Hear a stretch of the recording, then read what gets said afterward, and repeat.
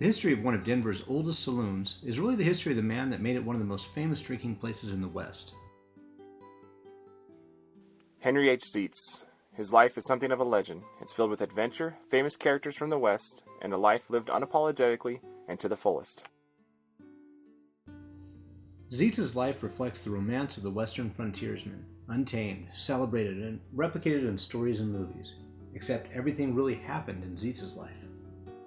Be forewarned, though, this history includes dead animals. Lots and lots of dead animals.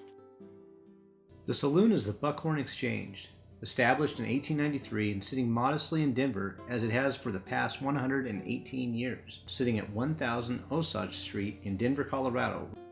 Inside, the first thing that greets you is the famous restaurant, which is frequented by locals and celebrities alike. But what we wanted to know about is upstairs. It's a 155-year-old bar that has served the people today's celebrities have played on screen.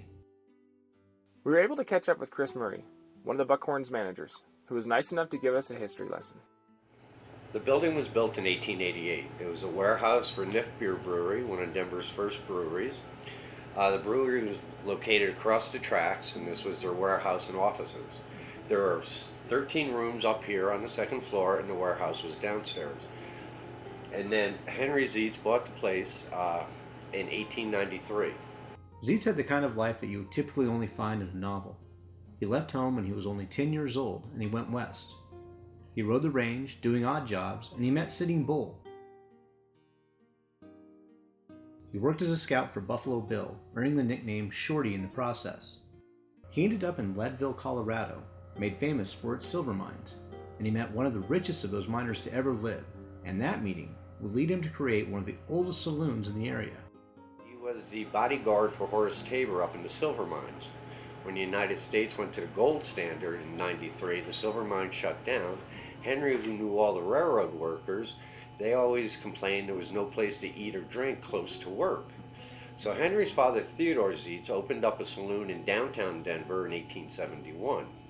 So when Henry came back down from the silver mines, he purchased this building, moved the family saloon over to here, where he proceeded to cater to the railroad workers.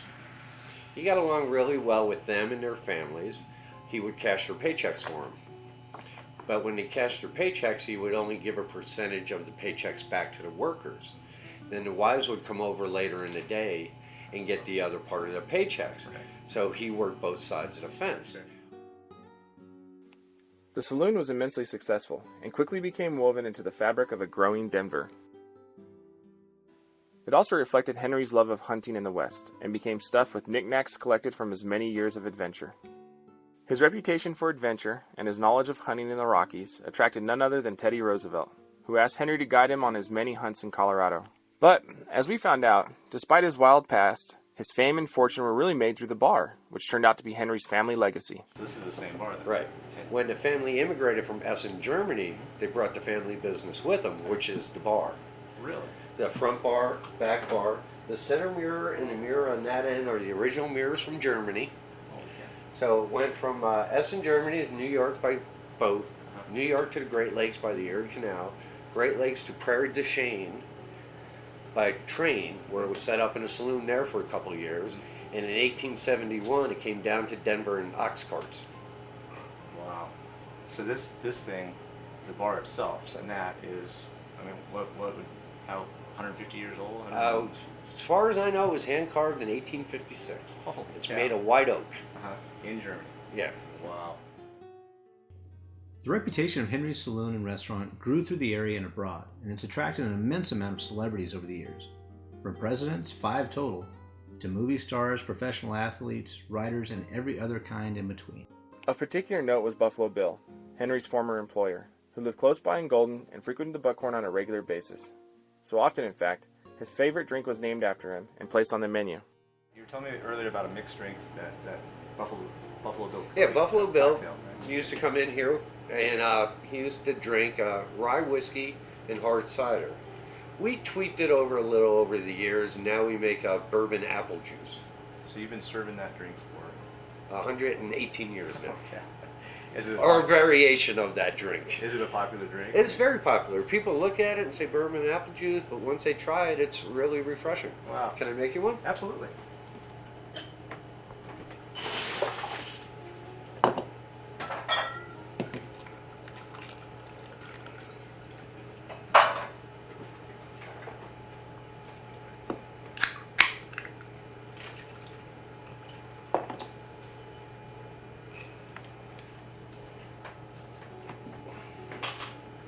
bourbon. There you go.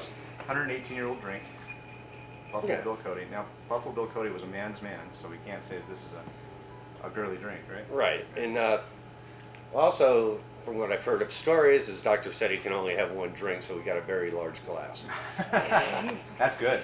That really is It's good. very Isn't tasty. it? Yeah. It kind of that apple models the bourbon just enough to make you stand it.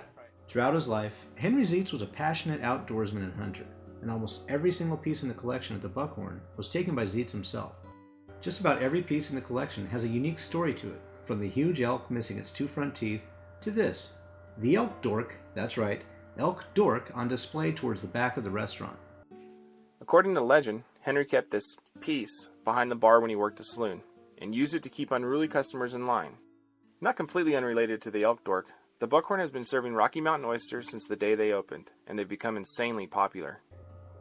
We sent Derek back into the kitchen to witness their preparation. Guys, be warned, this isn't pretty and you might want to turn away. The chefs at the Buckhorn start with the whole frozen bull testicle.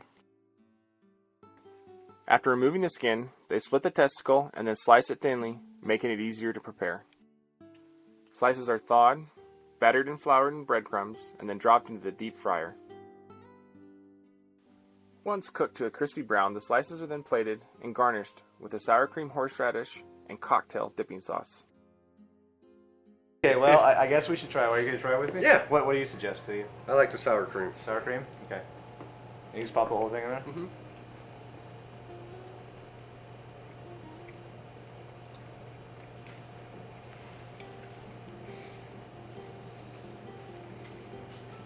It's a very chewy. They are. Yeah. Very interesting flavor. Yeah, it's a And lot texture. a lot like liver and texture, right? And they're not that bad. They're really unusual. Yeah. The Buckhorn is long on history, but it's also long on character and personality, and all of those are reflective of the man who started this place in 1893. Henry Zeits truly lives in every nook and cranny of his saloon and restaurant.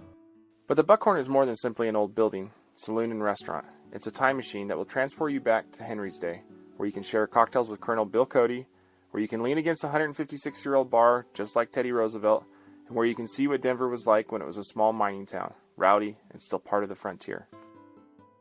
Here, you really feel like you're part of that old frontier town, and not the sprawling Denver metropolis surrounding it. Here is the Old West, brought back to life, or more to the point, having never died in the first place, but suddenly found to be explored. When you're in Denver, or even within 500 miles of it, you need to come by. You need to share a drink with history and really experience the Buckhorn Exchange.